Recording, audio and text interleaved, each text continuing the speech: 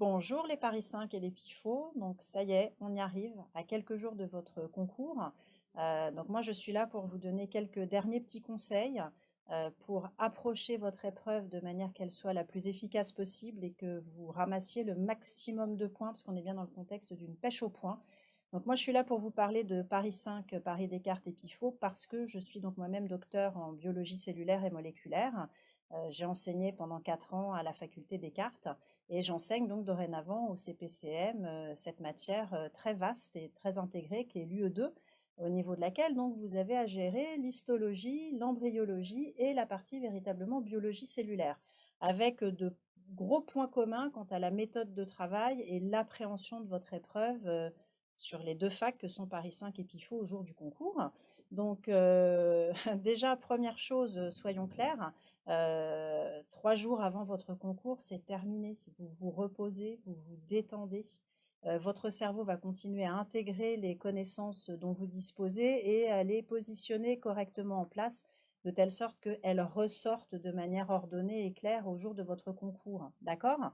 Donc, sur cette unité d'enseignement 2, que je sois sur Paris Descartes ou sur la faculté de PIFO, vous allez donc déjà avoir à gérer la partie histo-embryologie, d'accord? On est bien conscient que cette partie-là ne doit pas normalement faire la sélection au jour du concours parce que ce n'est que du par cœur.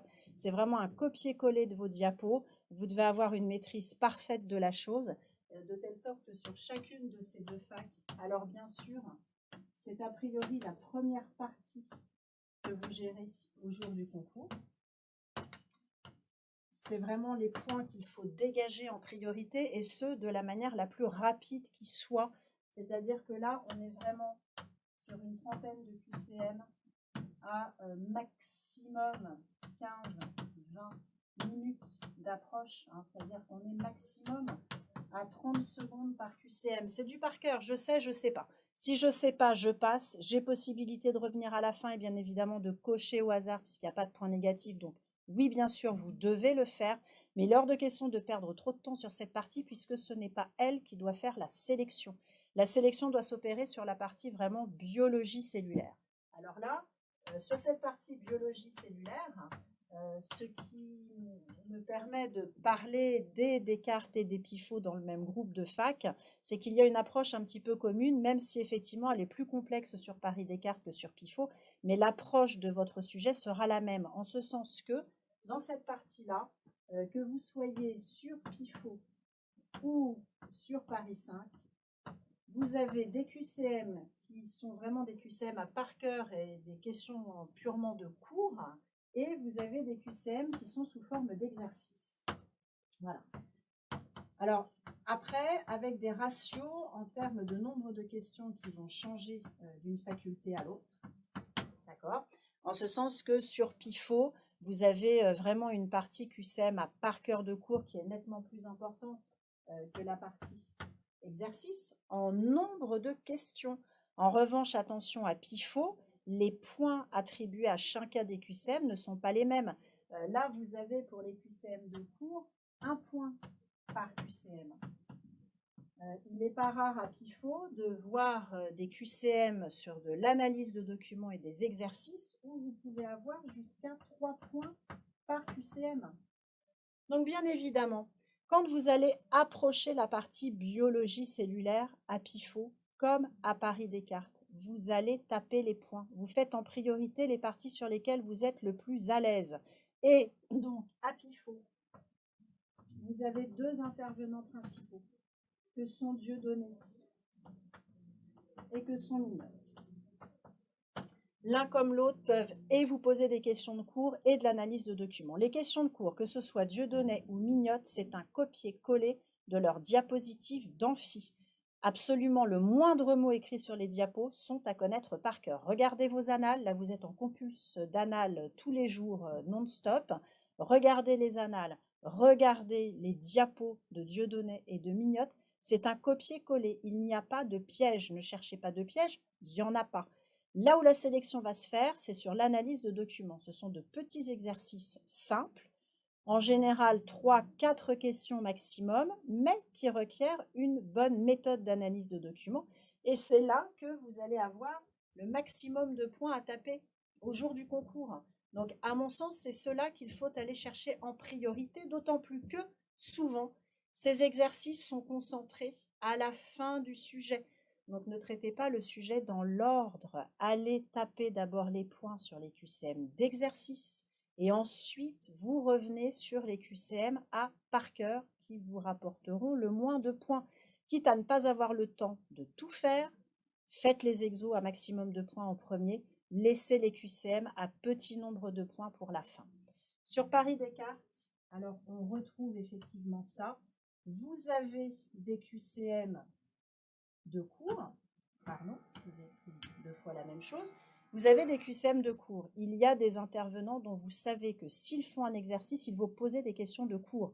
Vous avez le professeur Launay avec les méthodes d'études en biologie cellulaire qui pose de manière très récurrente des questions de cours et toujours les mêmes que vous trouverez dans les annales.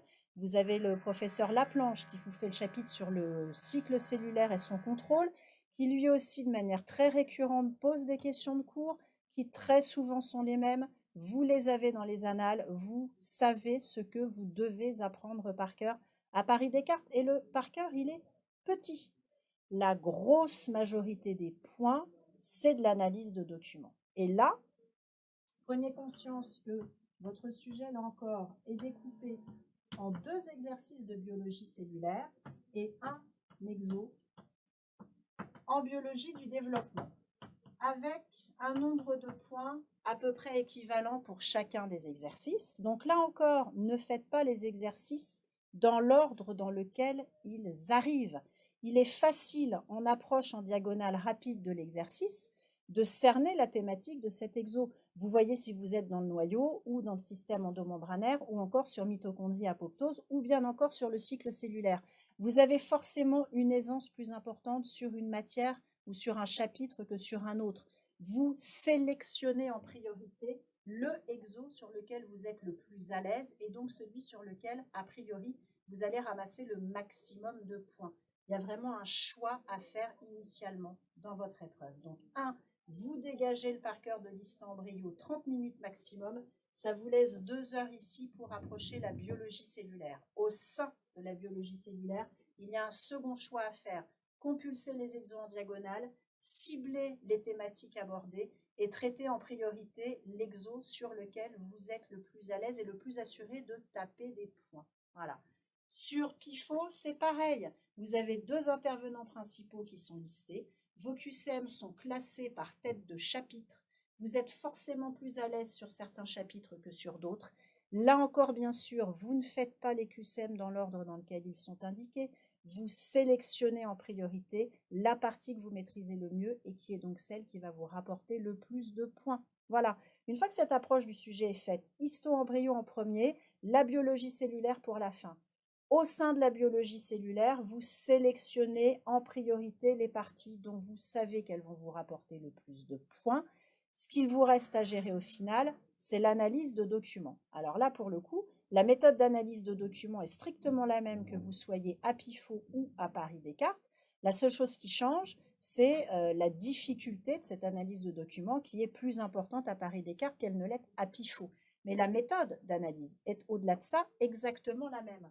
Et donc, je vous rappelle rapidement quelle est la méthode que vous devez suivre pour conduire cette analyse de documents, quelle que soit la faculté sur laquelle vous allez vous trouver confronté à vos connaissances d'ici quelques jours. Cette analyse de documents doit toujours suivre la même trame et vous vous êtes normalement entraîné à cette méthode d'analyse de documents tout au long du semestre. C'est ce que nous avons travaillé sur le CPCM. Comprenez bien qu'à Paris Descartes, c'est là que c'est le plus important. Vous devez maîtriser à 200% vos techniques. Dès lors que vous maîtrisez vos techniques, on peut, au jour du concours, vous montrer absolument tout et n'importe quoi. Et donc, la première chose que vous devez identifier, c'est quelle est la question posée par les auteurs. Alors, en règle générale, que vous soyez à PIFO ou à Paris Descartes, cette question, elle est écrite noir sur blanc dans votre énoncé. En toute logique, très souvent, la dernière phrase de votre énoncé on vous indique quelle est la question à laquelle les auteurs cherchent à répondre à travers l'analyse de document qui vous est fournie. Comme vous posez une question, eh bien, vous avez plusieurs réponses possibles. Si je pars sur du basique, la réponse sera oui ou la réponse sera non. C'est-à-dire que vous avez deux hypothèses possibles de réponse. Donc là, dès le départ, vous devancez ces hypothèses et vous vous demandez quelles sont les différentes réponses qui peuvent être a priori fournies à cette question que je me pose. Ensuite, pour trancher entre deux hypothèses, il faut disposer de témoins. Ce sont les témoins qui vous permettront d'affiner, de trancher et de répondre à la question posée. Donc à partir de là, il va falloir identifier les témoins de votre manipulation. Et une fois que vous avez identifié ces témoins, et si et seulement si vous avez identifié la question que posent les auteurs, 1. Vous évitez le hors-sujet, et 2. Vous comprenez pourquoi c'est cette technique et pas une autre qui est utilisée par les auteurs pour répondre à la question qu'ils se posent. Et là, en un flash, à Paris Descartes, c'est le cours de Launay qui ressort. À Pifot, les techniques sont un petit peu dispatchées intervenant par intervenant et vous avez beaucoup d'informations aussi dans vos TD à Pifot. Il y a peu de cours d'amphi, mais partez du principe que toutes les techniques qui ont été abordées en travaux dirigés, vous devez les maîtriser pour votre concours. Et donc, cette technique, vous devez impérativement vous positionner dessus. Vous ne pourrez pas faire une analyse de document complète et correcte si vous ne maîtrisez pas la technique utilisée. Donc si la technique, vous ne la connaissez pas, si vous ne la maîtrisez pas, si vous ne la comprenez pas, l'analyse de doc est vouée à l'échec. Donc là, je vous conseille, moi, pour le coup, d'arrêter et de passer au document suivant. Donc positionnez-vous correctement sur le protocole. Identifiez bien les informations qui peuvent être fournies par la technique utilisée. Toute technique, je vous le rappelle, possède ses propres limites. Si vous êtes conscient des limites de la technique utilisée, vous ne ferez pas de hors-sujet au niveau de l'analyse de votre document. Une fois que vous vous êtes positionné sur la technique et que vous avez bien identifié la question posée, alors vous allez regarder votre document. Je vous ferai remarquer que pour le moment, je n'ai pas du tout regardé le QCM. Le QCM, je m'en occupe à la fin. Pour le moment, je fais mon analyse de document en double aveugle. Je ne m'occupe pas du QCM. Vous faites votre analyse par rapport à la question posée afin de ne pas faire de hors-sujet et d'être dans le bon contexte en vous appuyant sur les témoins que vous avez identifiés afin au final de pouvoir trancher entre les hypothèses émises. Et une fois seulement que vous avez fait l'analyse de votre document, vous lisez les 5 items du QCM. Il y a bien écrit sur l'entête de votre sujet. Un QCM, c'est un corps de 5 propositions qui vont ensemble. Vous devez les lire en entier avant de répondre à la question. Une fois que vous avez lu les 5 propositions, vous avez les conclusions de l'observation de votre document vis-à-vis de ça. Ne vous reste plus qu'à greffer les réponses de l'observation de votre document sur les items de votre QCM. Voilà. Et vraiment, allez taper ces points-là en priorité. Ce sont eux qui, normalement, au jour du concours, doivent faire la sélection. Voilà. Pour finir, pêche au point au jour du concours. Avant le concours, détente, repos. Votre cerveau va continuer à travailler de toute manière inconsciemment. Et le jour de l'épreuve, alors ça, c'est des choses dont on parlera en physiologie au second semestre, notamment à Paris Descartes. Gestion du stress, c'est physiologique, le stress avant tout. Pas d'hyperventilation. En vous voyant en concours, vous êtes complètement en panique. Non, vous soufflez à fond pour gérer au mieux votre stress. Vous buvez de l'eau par petites gorgées. Il n'est pas question de vider votre bouteille d'un coup non plus. Et puis, si c'est pas la bonne cette année, c'est pas grave, ce sera l'année prochaine. Quoi qu'il en soit, n'oubliez pas non plus que vos acquis du semestre 1 vont nous servir au semestre 2 pour la physiologie et l'aspect med notamment. Donc, je vous souhaite bon courage et je vous dis, j'espère, au second semestre avec de bons résultats pour ce premier parti de concours. Merci, bon courage à vous, à bientôt.